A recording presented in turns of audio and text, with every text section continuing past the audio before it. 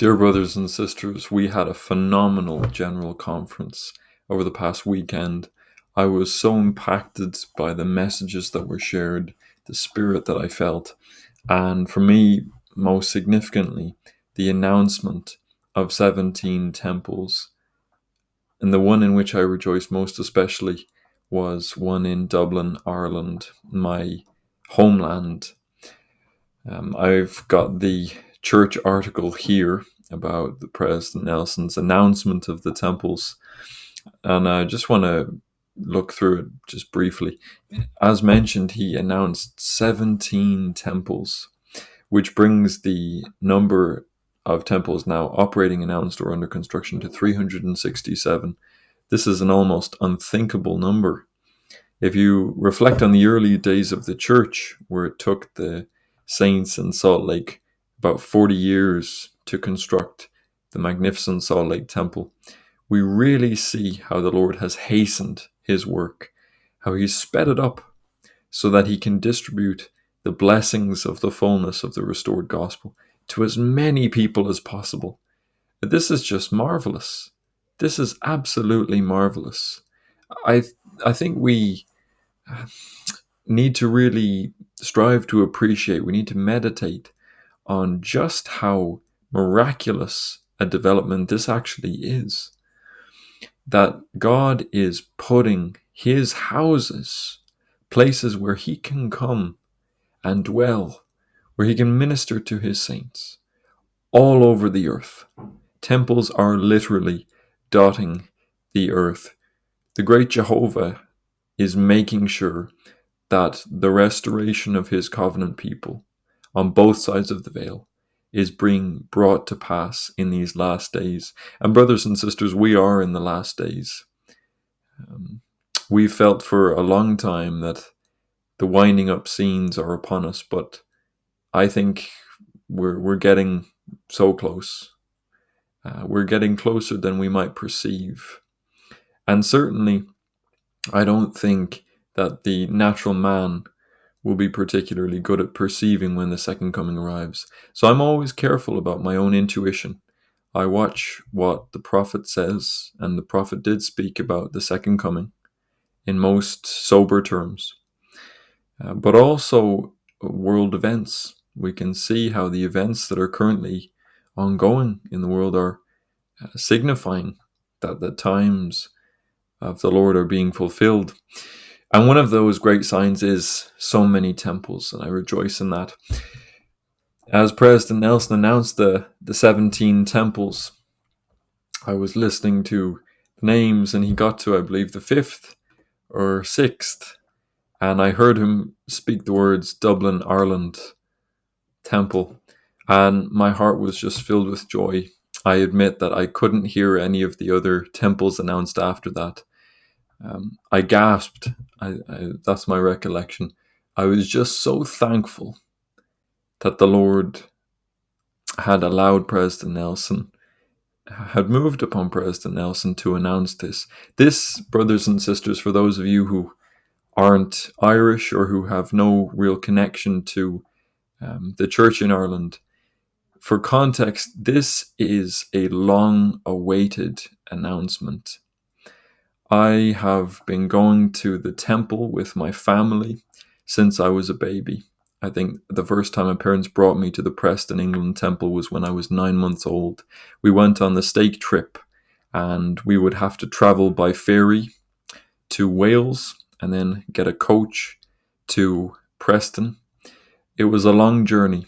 It was a sacrifice. I may never have pulled a handcart across the plains on my way from New England to Salt Lake, but I know what it is to make a sacrifice in the Lord's behalf, to go and worship him at his holy house.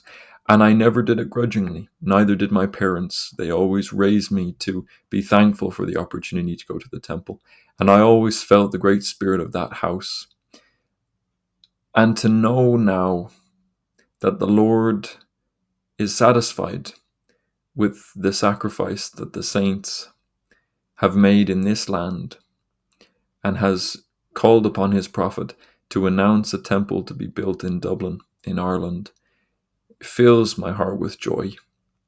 We rejoice so much at the prospect of being able to redeem our dead in our own nation, in the house of the Lord in this land.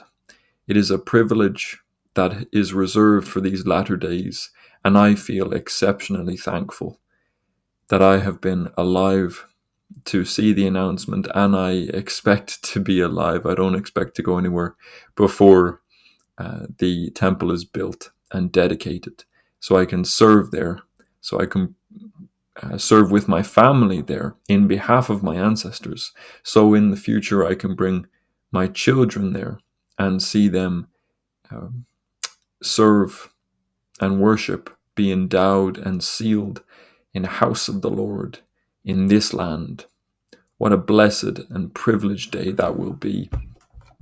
We see so many other temples were announced, though, and I want to rejoice in those too, in Mexico and El Salvador, in Italy, in Nigeria, Mozambique, more in the States and other places. These announcements are for the people of those places equally significant and important. And I pray that the governments of the world will be wrought upon to facilitate the building of these temples, to approve the planning permission, to free the way for these houses of the Lord to be constructed. Every house of the Lord that is built decreases the power of the adversary, and God knows that we need that in these last days. We need that in Mexico. We need that in Colombia, in the Dominican Republic. We need that in Ireland and Italy, in Mozambique, in America, in Uganda, in Nigeria, in Chile, everywhere where temples have been announced and where temples are under construction or where they're operating. We need power against the adversary. We need power with God, the covenant power of Jesus Christ, and that's what these temples provide. And I'm so thankful for this. Let me just scroll down a little to where President Nelson speaks about the importance of the temples. He says, "Why are we building temples at such an unprecedented pace? Why? Because the Lord has instructed us to do so. The blessings of the temple help to gather Israel on both sides of the veil. These blessings also help to prepare people who will help prepare the world for the second coming of the Lord." So this is a covenant responsibility. The Lord has always commanded his people to build temples, and he's commanding the leaders of his church, despite all the things that are going on in the world, he's commanding the leaders of his church to announce and build these temples. We should support and sustain and do everything we can to ensure that this is brought to pass smoothly. We know that the adversary will oppose. He doesn't do anything else, but the Lord is on our side. Let us raise ourselves up to go and worship and serve in the house of the Lord and to find joy in so doing. Underneath this, then, there's a profile of each of the places where a temple has been announced. And I'll just briefly touch on what it says about Dublin, Ireland. The Dublin, Ireland temple will be the first house of the Lord in Ireland. Dublin is the capital city of the Republic of Ireland. The restored gospel of the Church of Jesus Christ was introduced to Ireland in 1840 when early missionaries baptized the first convert. Today, around 4,000 Latter-day Saints call Ireland home in 13 congregations. Latter-day Saints in Ireland currently travel to England to worship in temples. So as you see there, missionaries were first sent here in 1840, and the first baptism was performed by President John Taylor, or at least he was Elder John Taylor at the time and would eventually become president of the church. He baptized a man named Thomas Tate in Northern Ireland in a place called Loch Brickland, where Neil A. Maxwell would eventually dedicate the land for the preaching of the gospel. And you can see that the numbers of Latter-day Saints in this land are small. 4,000 people and 13 congregations is not much on an island of 7 or so million altogether.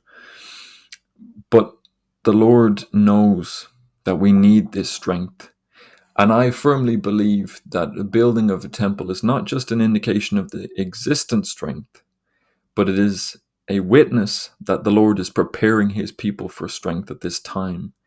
He is building so that his people can be built. He is preparing so that this land can become a stronger stake in the tent of Zion. And I look forward to participating in temple worship, continuing to serve and worship in England in the Preston Temple until the Dublin, Ireland Temple is built, wherever it may be, whatever its opening schedule is, however many people go there with me.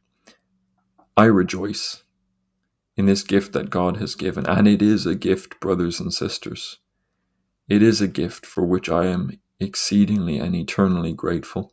I praise the name of God for this, and for all the temples, all these other places that will receive temples, and all the places that already have temples. I thank God for President Nelson. He's a wonderful prophet, and he's been such a blessing to the people, even those who don't know it yet. I love you all, brothers and sisters. I love the Lord. I know that this is his work, and I say this in the name of Jesus Christ.